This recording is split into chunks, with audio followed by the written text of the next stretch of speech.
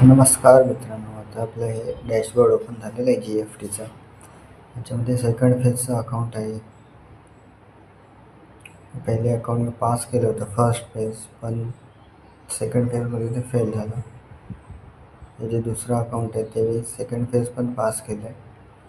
हे आता अकाउंट व्हेरिफिकेशनमध्ये आहे. 59% विन रेटने. हे आपलं डॅशबोर्ड आहे, ट्रेड हिस्ट्री वगैरे, total trades, consistency, average win trade. जवळपास मी 10 ते 12 अकाउंट घेतलेले विकत, पण त्याच्यामधले फक्त 2च पास केलेत.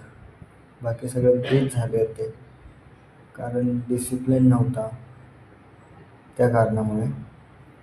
पण शेवटी एक अकाउंट मी पास केलं. ते आता लाईव्ह व्हेरिफिकेशनमध्ये काही दिवसामध्ये